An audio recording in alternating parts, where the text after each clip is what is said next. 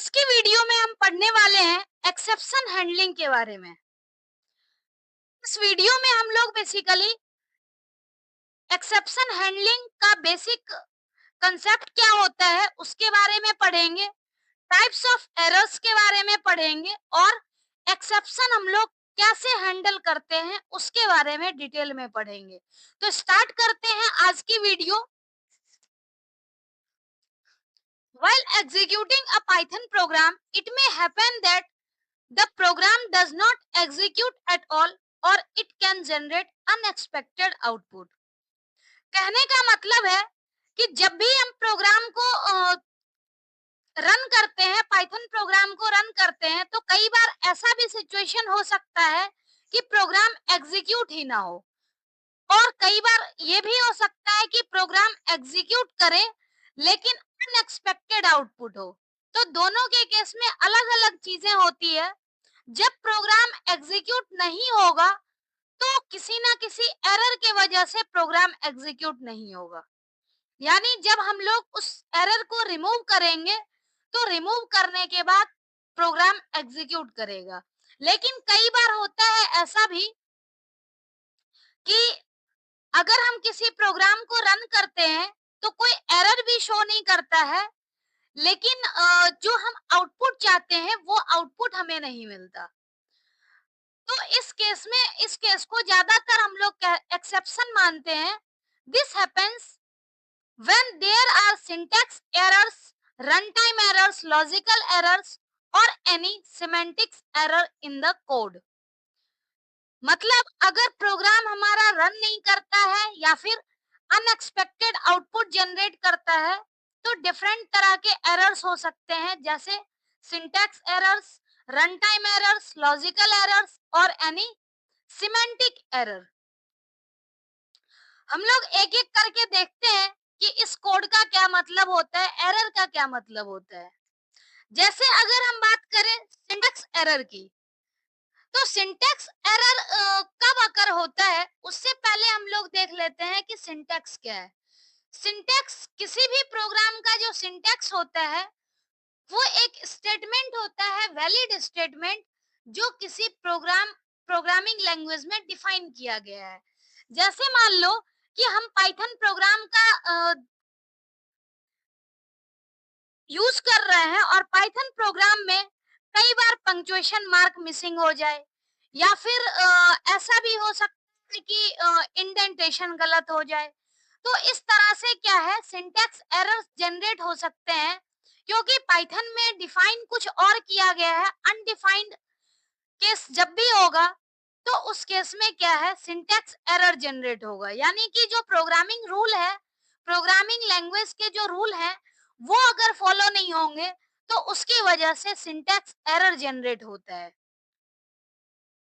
और syntax error generate करने के बाद जब भी हम लोग इसको इंटरप्रेट करेंगे तो इंटरप्रेट नहीं कर पाएगा पाइथन प्रोग्राम, तो उस टाइम पे सिंटैक्स एरर जनरेट होता है। अगर एग्जांपल की बात करें तो एग्जांपल में जनरली क्या हो सकता है, जैसे एक एग्जांपल दिया हुआ है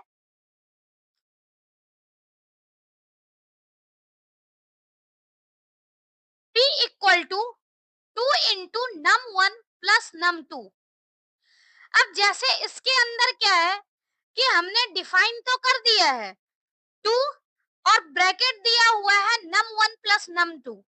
अगर हम मैथमेटिक्स के पॉइंट ऑफ व्यू से देखें तो इसमें क्या होगा, पहले नंबर 1 और नंबर 2 ऐड हो जाएगा, फिर 2 से मल्टीप्लाई हो जाएगा और जो रिजल्ट है वो p नाम के वेरिएबल में असाइन हो जाएगा। लेकिन अगर हम प्रोग्रामिंग के पॉइंट ऑफ व्यू से देखें तो 2 और ब्रैकेट के बीच में यहाँ पर क्या होना चाहिए, स्टार होना चाहिए। जैसे कि लिखा हुआ है p equal to 2 star num1 plus num2। अगर हम लोग कंप्लीट तरीके से लिखते हैं तो यहाँ पर एरर नहीं होगा, लेकिन हमने मैथ के फॉर्म में लिख दिया तो एरर जनरेट होगा। इसी तरह से सिमेंटिक्स एरर की बात अगर हम करते हैं तो सिमेंटिक्स एरर बेसिकली क्या होता है कि प्रोग्रामिंग रूल के हिसाब से तो सही है, लेकिन मीनिंगफुल नहीं है। जैसे मान लो कि एक एग्जाम्पल दिया हुआ है, a इक्वल टू 10 और b इक्वल टू हेलो। यानी हमने क्या किया कि a की वैल्यू 10 दे दी, जो कि एक इंटीजर टाइप का वेरिएबल बन गया। b इक्वल टू हेलो, यानी क्या है कि जो b की वैल्यू है वो स्ट्रिंग टाइप की है। अब अगर हम रिजल्ट कंप्यूट करेंगे, result equal to a plus B, तो इसमें सिंटैक्स तो सही है, लेकिन क्या है कि अनएक्सपेक्टेड आउटपुट हो सकता है या फिर प्रॉपर आउटपुट जनरेट ही ना करे। क्योंकि यहाँ पर क्या है, एक आपका डेटा टाइप है स्ट्रिंग और एक है न्यूमेरिक। तो जब हम स्ट्रिंग और न्यूमेरिक दोनों को ऐड करते हैं तो कोई ऐसा मीनिंगफुल रिजल्ट नहीं मिलता। तो इसलिए हम कह सकते हैं कि यहाँ पर प्रोग्राम जो है वो सिंटैक्स के अकॉर्डिंग तो ठीक है, लेकिन मीनिंगफुल नहीं है। तो इस केस में क्या है कि सिमेंटिक एरर जनरेट होगा। नेक्स्ट है लॉजिकल एरर। लॉजिकल एरर कब जनरेट होता है? तो कई बार हम लोग क्या करते हैं कि डिफरेंट टाइप का ऑपरेटर डिफाइन कर देते हैं, और ऑपरेटर डिफाइन करते तो हैं, लेकिन क्या है कि जिस सीक्वेंस में हम चाहते हैं उस सीक्वेंस में आउटपुट नहीं मिलता है। इट में अगर when there may be some improper sequence of statements or incorrect use of operator. It will not stop a program from executing, but will produce incorrect output. It will generate incorrect output for every value of input. कहने का मतलब क्या है कि अगर हम कभी ऐसा करते हैं कि हमने प्रोग्राम लिखा, लेकिन प्रोग्राम लिखने के बाद क्या है कि हम लोग चाहते कुछ और है करना, लेकिन बाय मिस्टेक क्या होता है कि हमने उसकी जगह कोई और ऑपरेटर यूज कर दिया, तो उस केस में भी गलत हो सकता है। दूसरी बात क्या है कि जैसे हमने कोई स्टेटमेंट लिखा, एक्सप्रेशन लिखा, और एक्सप्रेशन में कई बार हम लोग क्या करते हैं कि ब्रैकेट वगैरह नहीं देते हैं, तो उस केस में क्या होता है, हायर प्रायोरिटी वाला पहले एग्जीक्यूट करता है और लोअर प्रायोरिटी वाला बाद में एग्जीक्यूट करता है, जबकि हम चाहते हैं कि लोअर प्रायोरिटी वाले को पहले एग्जीक्यूट करें, तो उस केस में ब्रैकेट होना चाहिए। तो इस तरीके से क्या है कि लॉजिकल एरर हो सकते हैं। जैसे एक एग्जांपल दिया हुआ है यहाँ पर, ए बी। ए बी को हमने वैल्यू असाइन किया है 10 और 15, यानी ए की वैल्यू 10, बी की वैल्यू 15। अब हम चाहते हैं कि सम करें, लेकिन बाय मिस्टेक प्लस की जगह मल्टीप्लाई हो गया, तो इस केस में क्या है, हमें अनवांटेड आउटपुट मिलेगा, जो चाहते थे वो नहीं मिलेगा। ऐसे ही क्या हो सकता है कि जैसे 3 प्लस 3 इंटू 3 हमने लिख दिया, लेकिन हम चाहते थे कि पहले प्लस हो उसके बाद मल्टीप्लाई हो, और हम जानते हैं कि रूल में क्या होता है, पहले मल्टीप्लाई होता है फिर प्लस होता है। तो उस केस में हमें चाहिए था कि ब्रैकेट लिखें, तब यहाँ पर ऐड होगा, यानी 3 प्लस 3 6 इंटू 3। मतलब हम चाहते थे कि हमें 18 आउटपुट मिले पहले सम करें, लेकिन हमने क्या किया कि 3 प्लस 3 और इंटू 3 लिख दिया। तो इस केस में क्या है कि हायर प्रायोरिटी वाला जिसका प्रेसिडेंस ज्यादा है वो ऑपरेटर एग्जीक्यूट करेगा। तो इस केस में क्या है, पहले 9 एग्जीक्यूट हो जाएगा, यानी 3 प्लस एज इट इज है, 3 इंटू 3 यानी 9। अब 9 प्लस 3 12। तो इस केस में क्या है, अनएक्सपेक्टेड आउटपुट आ रहा है, हम जो चाहते थे वो नहीं आया। तो इस तरह से क्या हो सकता है, लॉजिकल एरर हो सकता है कि हम लोग कुछ और चाहते थे, लेकिन क्या है कि हमने ऑपरेटर का यूज या पैरेंथेसिस का यूज अलग तरीके से कर दिया, इस वजह से रिजल्ट हमारा गलत आ गया। ऐसे ही एक लास्ट टाइप का एरर है रन टाइम एरर, और रन टाइम एरर को जनरली हम लोग बोलते हैं exception. It occurs at the program time of program execution. Such errors produce incorrect output for specific values of input. These errors are also called exceptions. which occur when something unexpected happens leading to stop the program execution.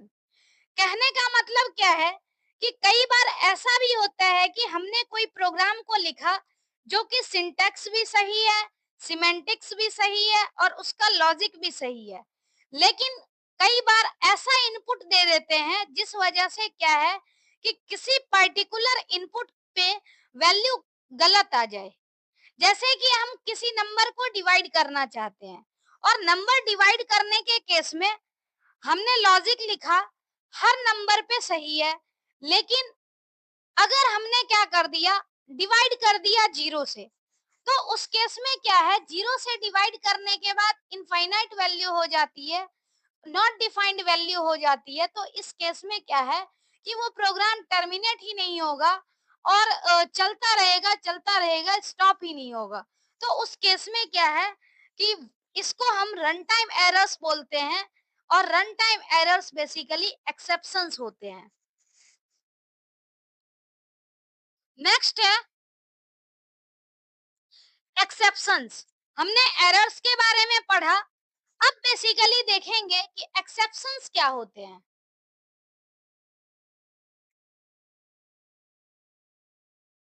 Exceptions की अगर हम बात करें तो exceptions होते हैं run time errors are known as exceptions. मतलब जो रन टाइम एरर है उसको हम स्पेसिफिक तरीके से एक्सेप्शन बोलते हैं। When an exception is generated the program execution is stopped.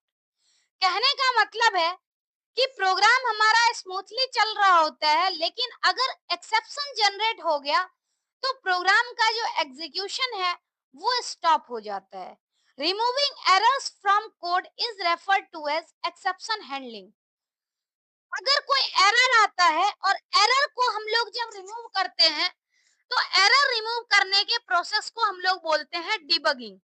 लेकिन अगर हमारा रन टाइम एरर है जिसको हम एक्सेप्शंस बोल रहे हैं, अगर एक्सेप्शंस को हम रिमूव करते हैं तो इसे कहा जाता है एक्सेप्शन हैंडलिंग।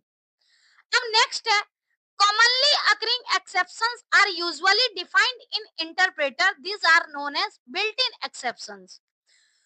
जो एक्सेप्शन का हमें पता होता है या फिर यूजुअली एक्सेप्शन वो अकर होता है, तो ऐसे एक्सेप्शन जनरली कंप्यूटर में प्रोग्रामिंग लैंग्वेज में डिफाइंड होते हैं और ऐसे डिफाइंड एक्सेप्शन को बोला जाता है बिल्ट इन एक्सेप्शंस।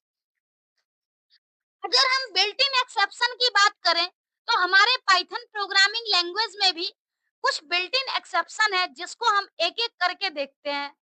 जैसे पहला एक्सेप्शन है जीरो डिवीजन एरर। यानी कि जीरो डिवीजन एरर कब जनरेट होता है, तो जैसे कई बार कोई एक्सप्रेशन दे रखा है और उसमें हमें डिवाइड करना हो, तो डिवाइड के करने केस में हो सकता है कि किसी यूजर ने डिवाइड करने टाइम में वैल्यू जीरो ले लिया। तो इस केस में जो भी एक्सेप्शन अकर होता है इसको हम लोग बोलते हैं जीरो डिवीजन एरर और ये एक बिल्ट इन एक्सेप्शन है। एग्जाम्पल है कि एक स्टेटमेंट यहाँ पर दिया हुआ है p equal to b by c और हमने c की वैल्यू दे दी जीरो। तो c की वैल्यू जीरो देने से क्या है, हमने जीरो से डिवाइड कर दिया, तो इस केस में क्या होगा, जीरो डिवीजन एरर आएगा। नेक्स्ट है नेम एरर। नेम एरर कब अकर होता है, जब हम लोग किसी वेरिएबल का यूज कर लेते हैं और वो वेरिएबल डिफाइन ही नहीं किया गया है। जैसे अगर हम बात कर रहे हैं इस एग्जाम्पल की, तो इस एग्जाम्पल में दिया हुआ है p equal to a star b by c. ऐसा हमारे पास एक्सेप्शन हो सकता है, लेकिन एक्सेप्शन की जहां तक की बात है, एक्सेप्शन अगर कब नहीं होगा, जब हमने p a b और c सबको आइडेंटिफायर के रूप में डिफाइन किया है और डिफाइन करने के साथ साथ उसको जैसे कोई वैल्यू दे दी है। तो बेसिकली क्या है कि जब हमने डिफाइन नहीं किया आइडेंटिफायर को तो नॉट डिफाइन का केस है, यानी कि वो वेरिएबल एग्जिस्ट ही नहीं करता है, वैल्यू असाइन ही नहीं किया गया है। तो इस केस में जो एक्सेप्शन अकर होता है इसे हम बोलते हैं नेम एरर। नेम एरर मतलब हम जिसका भी यूज कर रहे हैं वो नेम कहीं डिफाइंड ही नहीं है। नेक्स्ट है type error. It is raised when variables used in any expression have values of different data types. For example, p equal to a plus b divided by c. Then it will result in type error when variable a, b, c are of different data type. Type error कब generate होता है? जब हम लोग किसी expression में different variable का use करते हैं और उस वेरिएबल का डेटा टाइप अलग हो जाए। तो अगर डेटा टाइप अलग होगा तो उसमें कोई भी कैलकुलेशन परफॉर्म नहीं हो सकता है, क्योंकि डेटा टाइप डिफरेंट है। और जब डिफरेंट डेटा टाइप होगा तो उस केस में जो एक्सेप्शन अकर होगा उसे बोलेंगे टाइप एरर। नेक्स्ट है वैल्यू एरर। वैल्यू एरर कब आती है? It is raised when given value of variable is of right data type but not appropriate according to the expression। यानी कि कई बार ऐसा होता है कि हम लोग वेरिएबल को डिफाइन कर देते हैं और वेरिएबल डिफाइन कर देते हैं लेकिन प्रॉपर तरीके से हमने डिफाइन किया, बट हम जो एक्सेप्शन एक्सप्रेशन लिखते हैं उसके अकॉर्डिंग वैल्यू नहीं होती है। तो जब हमने वैल्यू डिफाइन किया है तो एरर तो नहीं होगा, लेकिन क्या है कि जब एक्सप्रेशन हमने यूज किया और एक्सप्रेशन के अकॉर्डिंग अगर वैल्यू प्रॉपर नहीं है तो वहां पर जो एरर जनरेट होगा उसको हम लोग बोलते हैं वैल्यू एरर। ऐसे ही आईओ एरर यानी input output error. It is raised when the file specified in a program statement can not be opened. अब जैसे कोई फाइल है तो फाइल का यूज करके हम इनपुट आउटपुट ऑपरेशन परफॉर्म करते हैं। कई बार ऐसा होता है कि हमने इनपुट या आउटपुट के लिए फाइल स्पेसिफाई कर दिया और वो फाइल वैलिड है ही नहीं, फाइल ओपन ही नहीं हो पा रहा है। तो उस केस में क्या है कि उससे रिलेटेड जो एरर आएगा उसको हम लोग बोलते हैं आईओ एरर यानी इनपुट आउटपुट एरर। नेक्स्ट है इंडेक्स एरर। इंडेक्स एरर के केस में क्या होता है कि कई बार जैसे मान लो कि हमें लिस्ट है या डिक्शनरी है या फिर कोई भी डेटा टाइप है, हमें क्या करना है कि किसी भी एलिमेंट को एक्सेस करना है। और एलिमेंट को एक्सेस करना है या एलिमेंट के इंडेक्स को एक्सेस करना है। हमने इंडेक्स की वैल्यू दे दी या एलिमेंट की वैल्यू दे दी, लेकिन वैल्यू वो है जो हमारी लिस्ट या डिक्शनरी किसी सीक्वेंस में एग्जिस्ट ही नहीं करता। तो इस तरह से क्या है, आउट ऑफ रेंज अगर सीक्वेंस होगा तो उसे हम कहेंगे index error. It is raised when index of a sequence is out of the range. Next है लास्ट बिल्ट इन फंक्शन की एरर। हम लोग जानते हैं कि जो डिक्शनरी डेटा टाइप है उसमें की वैल्यू पेयर में डेटा स्टोर किया जाता है। तो अगर की वैल्यू पेयर में डेटा स्टोर होगा तो उस केस में क्या है कि जितनी भी वैल्यू है उसके करस्पॉन्डिंग कोई ना कोई की होना चाहिए। और अगर की एग्जिस्ट नहीं कर रहा है, नॉट फाउंड आ रहा है, तो उस केस में क्या है की एरर होगा, क्योंकि की क्या होना चाहिए, यूनिक होना चाहिए और की होना चाहिए। बिना की के कोई वैल्यू डिफाइन नहीं हो सकता है। तो ये कुछ बिल्ट इन एक्सेप्शन थे जो कि पाइथन प्रोग्रामिंग लैंग्वेज में पहले से डिफाइन किया गया है। नेक्स्ट है एक्सेप्शन हैंडलिंग। एक्सेप्शन हैंडलिंग कैसे होती है उसको हम लोग देखते हैं। Every exception has to be handled by the programmer for successful execution of the program. To ensure this, we write some additional code to give some proper message to user if such condition occurs. This process is known as exception handling. जो exception है वो हर एक exception को handle करना जरूरी है। अगर हम एक्सेप्शन हैंडल नहीं करेंगे तो प्रोग्राम सक्सेसफुली एग्जीक्यूट नहीं हो सकता। और जब प्रोग्राम सक्सेसफुली एग्जीक्यूट नहीं होगा तो हमें आउटपुट नहीं जनरेट होगा। तो इस केस में क्या होता है कि कई बार हम कुछ एडिशनल कोड लिखते हैं जिसकी हेल्प से एक्सेप्शन हैंडल हो जाए, और इस प्रोसेस को हम लोग बोलते हैं exception handling. Exception handler separate the main logic of the program from error detection and correction code. जो एक्सेप्शन हैंडलिंग कोड है वो बेसिकली क्या करता है कि जो मेन प्रोग्राम है उससे डिफरेंट होता है एरर डिटेक्शन और correction part. The segment of code where there is any possibility of error और exception is placed inside one block. मतलब ऐसा प्रोग्राम का पार्ट, सेगमेंट ऑफ कोड जिसमें एरर अकर होने के चांस है, उसको हम लोग क्या करते हैं, एक ब्लॉक में रखते हैं। और जो कोड मेन लॉजिक को इफेक्ट नहीं करता उसको हम अलग लिखते हैं। अगर देखा जाए तो यहाँ पर क्या है, the code to be executed in case the exception has occurred is placed inside another block. मतलब क्या है कि जिस सेगमेंट में एक्सेप्शन की पॉसिबिलिटी है उसको हम अलग ब्लॉक में लिखेंगे, और एक्सेप्शन अकर होने के बाद जो कोड एग्जीक्यूट होगा उसको हम अदर ब्लॉक में लिखेंगे। This statements for detection and reporting the execution don't affect the main logic of the program. ये जो सेग्रीगेशन है, अलग अलग ब्लॉक में हम कोड को लिखते हैं, तो इससे क्या है कि जो हमारा प्रोग्राम है, मेन लॉजिक है, उससे इसका कोई भी असर नहीं होता है। हम लोग एक फ्लो चार्ट की हेल्प से देखते हैं कि कोई भी एक्सेप्शन अकर कैसे होता है और हैंडल कैसे होता है। जैसे हमारे पास प्रोग्राम है और उस प्रोग्राम में डिफरेंट टाइप का कोड है। अब हमने क्या किया, प्रोग्राम स्टार्ट किया, और कुछ ऐसा प्रोग्राम है जिस ब्लॉक में क्या होता है कि एरर अकर करने का चांस है, तो उसके उसको हमें अलग ब्लॉक में रखना होता है। तो पहले हमें चेक करना होगा कि एक्सेप्शन होगा या नहीं। तो यहाँ पर क्या है, हमने स्टार्ट किया और कंडीशन दे दी एक्सेप्शन रेज्ड। एक्सेप्शन अगर रेज नहीं करेगा तो प्रोग्राम का एग्जीक्यूशन क्या है, सक्सेसफुली हो जाएगा। मतलब इस पार्ट से हमें कोई लेना देना नहीं है, क्योंकि एक्सेप्शन अकर नहीं हो रहा है ये मान करके हम चल रहे हैं।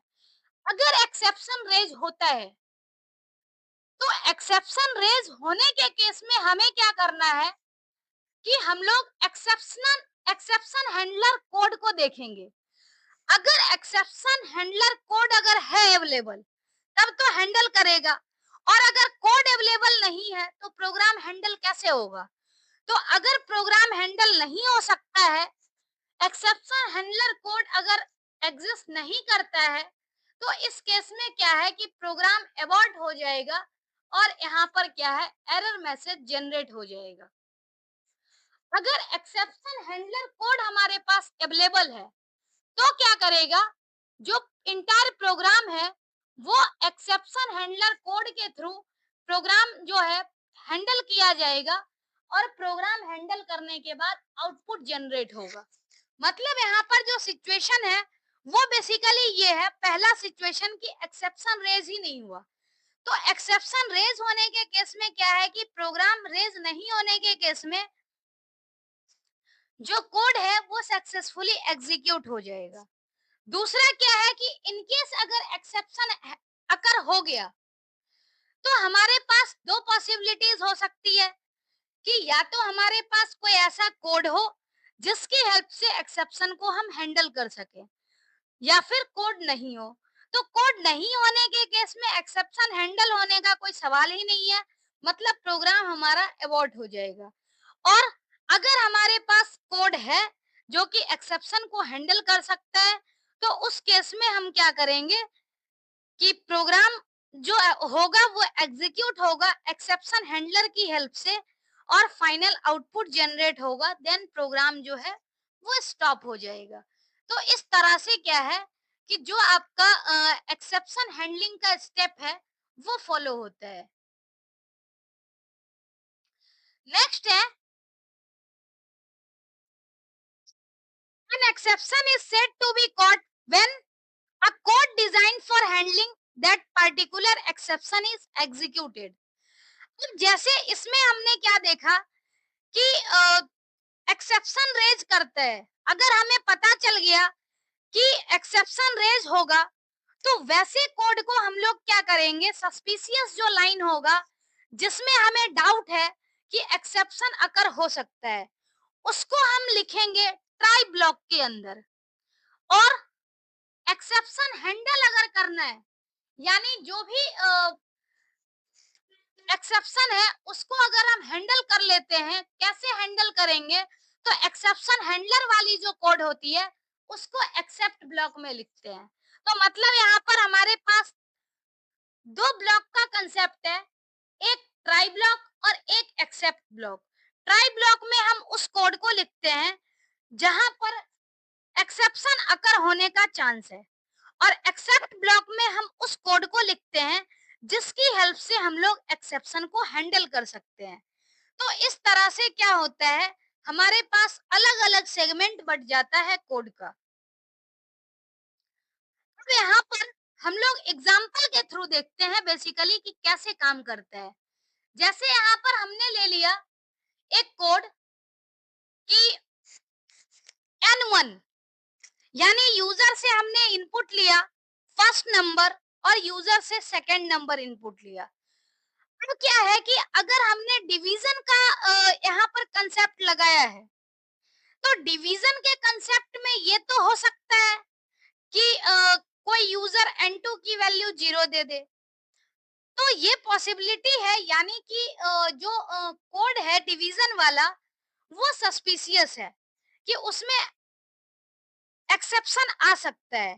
तो एक्सेप्शन आ सकता है जहां पर उस कोड को हमने ट्राई ब्लॉक में लिखा, जैसे कि रिजल्ट N1 बाई N2 और प्रिंट डिवीजन रिजल्ट, यानी ये सस्पिशियस कोड था तो इसे ट्राई ब्लॉक में लिखा। अब क्या है, एक्सेप्ट एक्सेप्ट ब्लॉक में हम क्या लिख रहे हैं कि एक्सेप्शन हैंडल करने के बाद हमें क्या मैसेज प्रिंट हो रहा है, एक्सेप्शन हैंडल करने से रिलेटेड जो कोड है उसे हम एक्सेप्ट ब्लॉक में लिख रहे हैं।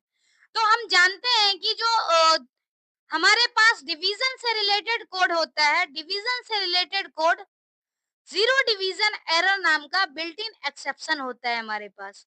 तो हमें क्या करना है, इसी एक्सेप्शन को रिमूव करना है। तो हमने क्या किया, एक्सेप्ट और बिल्ट इन एक्सेप्शन का नाम लिख दिया। अब इस केस में क्या होगा कि प्रिंट स्टेटमेंट है और प्रिंट स्टेटमेंट में लिखा हुआ है print denominator is zero, division not possible. मतलब हमने एक्सेप्शन हैंडल करके और यूजर को मैसेज दे दिया कि डिवीजन पॉसिबल नहीं है क्योंकि डिनोमिनेटर यहाँ पर जीरो है। तो इस तरह से हम लोग सस्पिशियस कोड को जो है वो ट्राई ब्लॉक में लिखते हैं, और जो हैंडल करने से रिलेटेड कोड है, एक्सेप्शन हैंडल करने से रिलेटेड, उसको हम लोग एक्सेप्ट ब्लॉक में लिखते हैं। नेक्स्ट अगर हम इसका आउटपुट देखें, तो आउटपुट सेम चीज है कि एंटर फर्स्ट नंबर, यानी यूजर जो है वो पहले नंबर को एंटर करेगा। उसके बाद है enter second number, user second number को एंटर करेगा। तो इससे क्या है, डिवीजन का जो रिजल्ट आएगा 12 डिवाइडेड बाय 2 यानी 6.0। हम जानते हैं कि जो नॉर्मल डिवीजन होता है वो क्या करता है, फ्लोट वैल्यू रिटर्न करता है, यानी कि यहाँ पर 6.0। अब दूसरी बार क्या है, यूजर ने 12 एंटर किया लेकिन सेकंड नंबर 0 एंटर कर दिया। तो 0 एंटर करने से क्या है, एक्सेप्शन आ जाएगा। तो एक्सेप्शन हैंडल करने से रिलेटेड हमारे पास जो कोड है वो एग्जीक्यूट होगा एक्सेप्ट ब्लॉक, और आउटपुट है denominator is zero, division not possible. तो इस तरीके से क्या है कि एक्सेप्शन हैंडल हम लोग कर सकते हैं।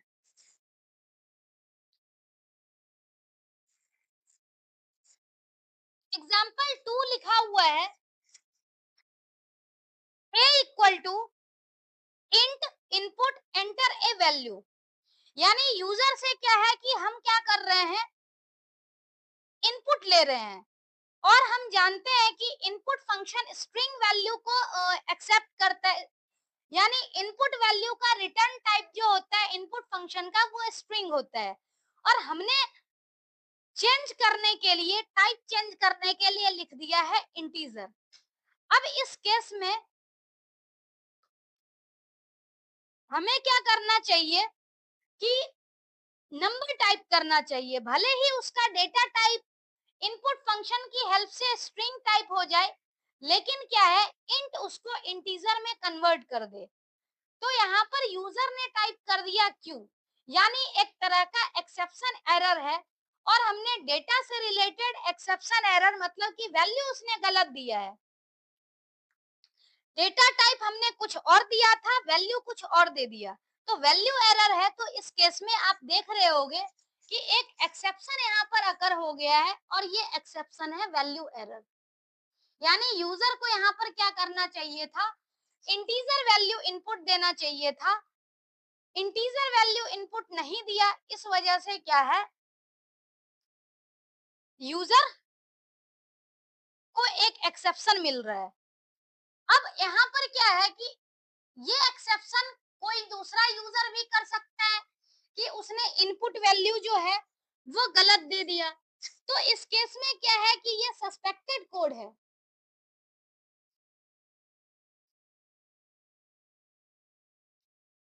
तो यहाँ पर क्या है कि इसको हम लोग सस्पेंस वाली जो कोड है, इसको हम लोग ट्राई ब्लॉक में लिखेंगे, ताकि कोई दूसरा यूजर भी अगर इनकेस कुछ टाइप कर दिया इंटीजर के अलावा, तो एक्सेप्शन हैंडल हो जाए। इसलिए हमने ट्राई ब्लॉक में क्या लिखा है, ए, और यूजर से इनपुट लेने से रिलेटेड स्टेटमेंट, और प्रिंट ए। यानी यूजर अगर वैलिड वैल्यू प्रिंट करेगा, एंटर करेगा, तो वो वैल्यू प्रिंट हो जाएगा, और अगर वैलिड वैल्यू प्रिंट ना करे, तो यहाँ पर हमें एक्सेप्शन को हैंडल करना है एक्सेप्ट कीवर्ड की हेल्प से, एक्सेप्ट वैल्यू एरर, मतलब हमें वैल्यू एरर हैंडल करना है। और यहाँ पर हमने लिख दिया यूजर को message, print enter only integers. इससे क्या है, यूजर को पता चल जाएगा कि हमें किस तरीके से एक्सेप्शन को हैंडल करना है। अब दूसरी बार अगर एग्जीक्यूट करेगा प्रोग्राम, तो प्रोग्राम एग्जीक्यूट करने में यूजर को पता चल जाएगा कि हमें सिर्फ इंटीजर वैल्यू देने हैं।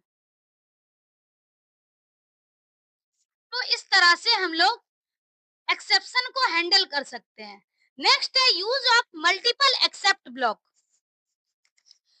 कई बार ऐसा भी होता है कि जो कोड है, उस कोड में मल्टीपल टाइप के एक्सेप्शन के चांस होते हैं।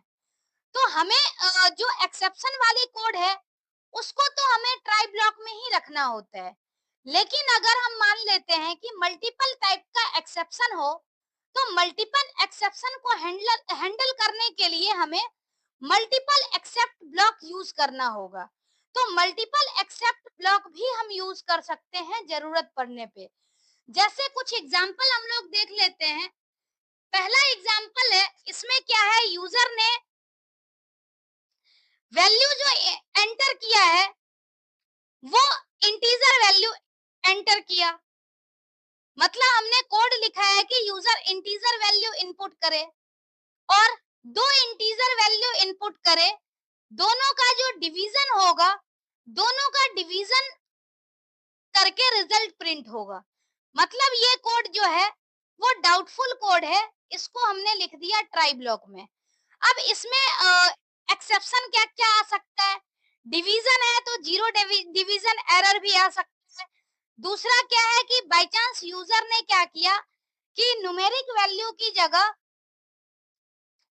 कोई स्ट्रिंग वैल्यू डाल दी, तो दूसरा एक्सेप्शन भी हो सकता है वैल्यू एरर का। तो इसलिए यहाँ पर दो एक्सेप्ट ब्लॉक है, एक्सेप्ट जीरो डिवीजन एरर, मतलब इस एक्सेप्ट ब्लॉक में क्या है कि जीरो डिवीजन एरर को हैंडल किया जाएगा, और दूसरे ब्लॉक में वैल्यू एरर को हैंडल किया जाएगा। जैसे आउटपुट यहाँ पर दिया हुआ है एंटर फर्स्ट नंबर यानी 25, सेकेंड नंबर की जगह यूजर ने दे दिया ए, यानी इस केस में क्या है कि वैल्यू एरर वाली एक्सेप्शन आ गई, तो यूजर को एक मैसेज मिल जाएगा, kindly enter only integer value. तो इससे क्या है कि यूजर जो है वो सिर्फ और सिर्फ क्या करेगा, इंटीजर वैल्यू को एंटर करेगा, तब जा करके ये प्रोग्राम सक्सेसफुली रन करेगा। नेक्स्ट एग्जांपल है, इसमें क्या है कि फाइल से रिलेटेड हम लोग, हालांकि फाइल हैंडलिंग जब पढ़ेंगे तब हमें समझ में आएगा कि हम लोग इसमें फाइल का प्रोग्राम कैसे लिखते हैं। बेसिकली हम ये जानेंगे कि अगर जैसे क्या है कि हम कहीं किसी फाइल का यूज कर रहे हैं और फाइल वो प्रेजेंट नहीं है कंप्यूटर की मेमोरी में, तो उस केस में क्या होगा, फाइल नॉट फाउंड एरर आएगा। और हम ये मान करके चल रहे हैं कि यहाँ पर डिवीजन का प्रोग्राम है, तो डिवीजन से रिलेटेड भी एरर आएगा। दूसरा क्या है कि यहाँ पर डेटा टाइप है, हो सकता है डेटा यूजर ने क्या किया, न्यूमेरिक की जगह कोई और डेटा टाइप का डेटा दे दिया, तो इस केस में वैल्यू एरर भी आ सकता है। तीसरा क्या है, फाइल से रिलेटेड है, तो फाइल एरर भी आ सकता है। तो इस तरह से क्या है, मल्टीपल एक्सेप्शन को हैंडल करने के लिए हम लोग मल्टीपल एक्सेप्ट ब्लॉक का यूज करते हैं। नेक्स्ट है, we can also handle exceptions without naming them, यानी जरूरी नहीं है कि जो एक्सेप्शन हो वो एक्सेप्शन का हमें नाम ही देना हो, तो बिना नाम दिए हुए भी हम एक्सेप्शन को हैंडल कर सकते हैं। जैसे सेम प्रोग्राम यहाँ पर दिया हुआ है, इसमें एक हमारे पास क्या है, एक्सेप्ट ब्लॉक में लिखा हुआ है वैल्यू एरर, यानी वैल्यू एरर जब है तो उसके लिए क्या होगा, यूजर ने गलत वैल्यू अगर एंटर कर दिया तो उस केस में क्या होगा, वैल्यू एरर वाली एक्सेप्शन आएगी।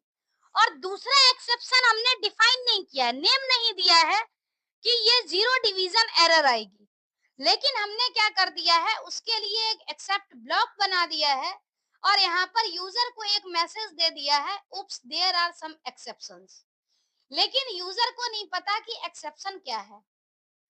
तो इस तरह से हम लोग बिना नाम के भी एक्सेप्शन को हैंडल कर सकते हैं।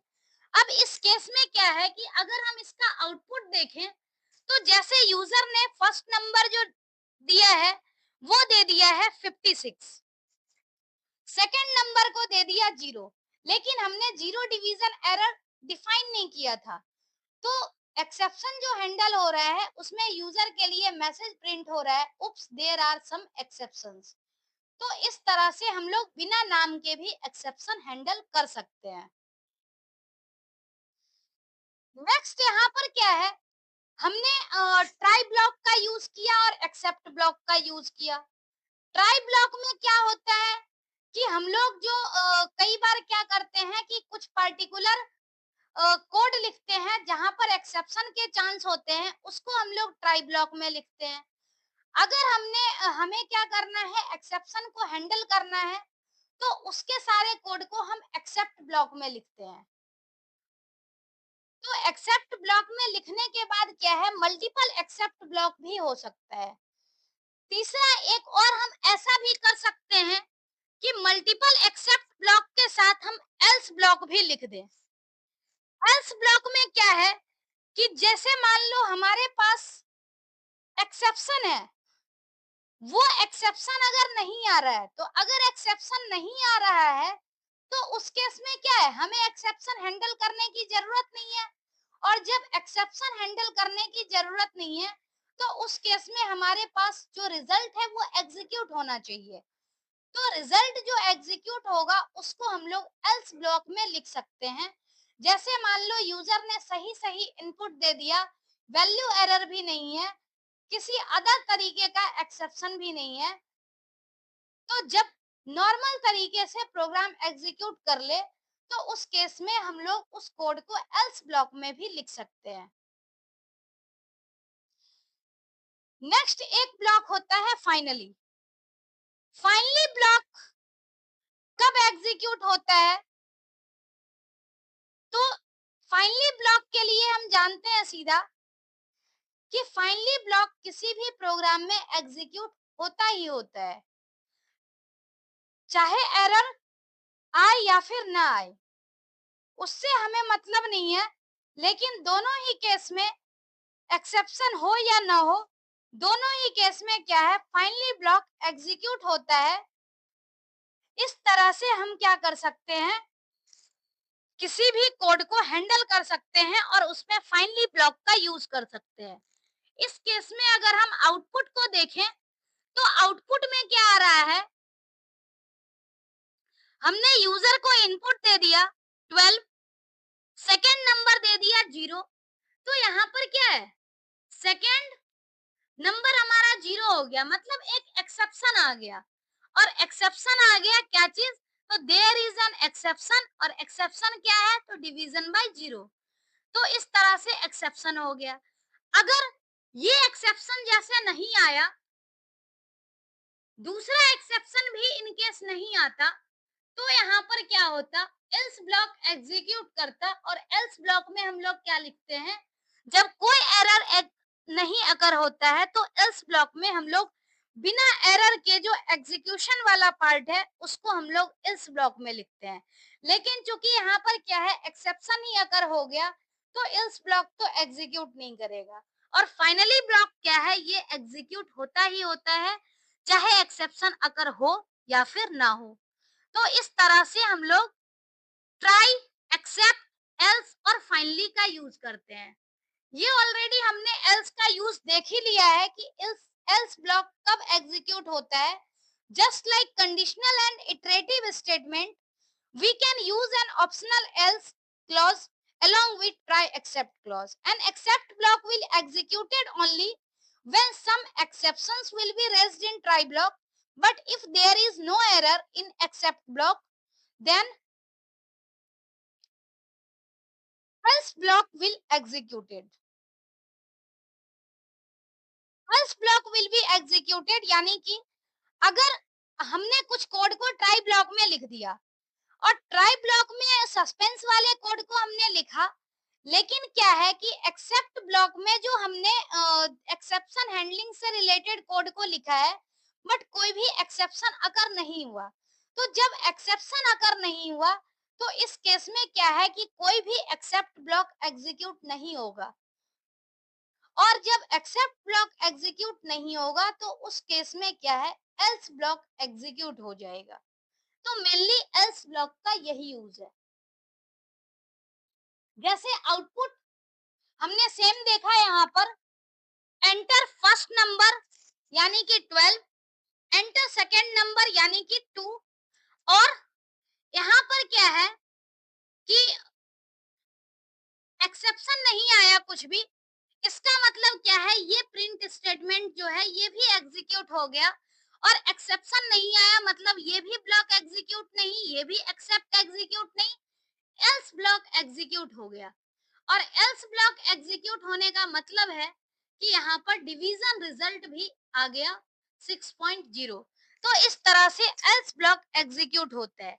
और फाइनली क्लॉज क्या है, कि फाइनली क्लॉज में हम लोग पढ़ते हैं जैसे try except else block in Python has optional finally clause.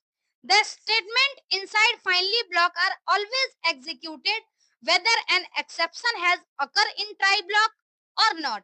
मतलब ट्राई ब्लॉक में एक्सेप्शन अकर हो या ना हो, फाइनली ब्लॉक तब भी एग्जीक्यूट करता ही करता है। मतलब हम लोग कुछ ऐसा कोड जो कि देखना ही चाहते हैं, मतलब वो कोड प्रिंट हो, चाहे हमारा एक्सेप्शन रेज हो या फिर ना हो।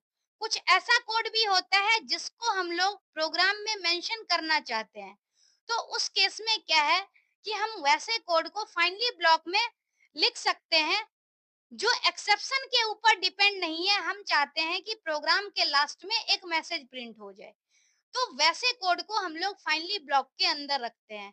सेम प्रोग्राम है यहाँ पर भी, इसमें ट्राई ब्लॉक है, दो एक्सेप्ट ब्लॉक है, एल्स ब्लॉक है और फाइनली ब्लॉक है। अगर एक्सेप्शन अकर होता है तो एक्सेप्ट ब्लॉक एग्जीक्यूट करेगा और फाइनली ब्लॉक एग्जीक्यूट करेगा। अगर एक्सेप्शन अगर नहीं होता है, तो इस केस में क्या है कि एल्स ब्लॉक एग्जीक्यूट करेगा और फाइनली ब्लॉक एग्जीक्यूट करेगा। जैसे हम लोग यहाँ पर देख लेते हैं, आउटपुट है first enter, enter first number, यानी 12 एंटर हो गया, सेकेंड नंबर 2 एंटर हो गया। अब यहाँ पर हम लोग देख रहे हैं कि 12 को जब 2 से डिवाइड कर रहे हैं तो एक्सेप्शन होने का सवाल ही नहीं है, क्योंकि हमने यहाँ पर गलत वैल्यू भी नहीं दी है और जीरो भी नहीं दी है, तो एक्सेप्ट ब्लॉक एग्जीक्यूट नहीं कर रहा है।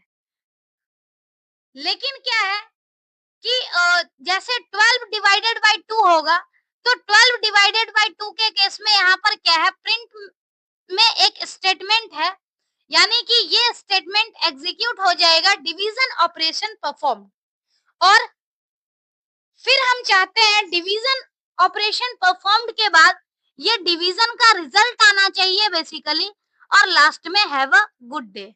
तो इस तरह से क्या होगा कि कोई भी ब्लॉक जो है वो काम करता है, इस तरीके से एक्सेप्शन हैंडल होता है। तो इस तरह से हमने एक्सेप्शन हैंडलिंग चैप्टर को देखा, और ये एक्सेप्शन हैंडलिंग का सारा कंसेप्ट एक ही वीडियो में कवर हो रहा है। तो अगला जो भी कंसेप्ट है वो हम नेक्स्ट वीडियो में देखेंगे। Thank you, thank you so much.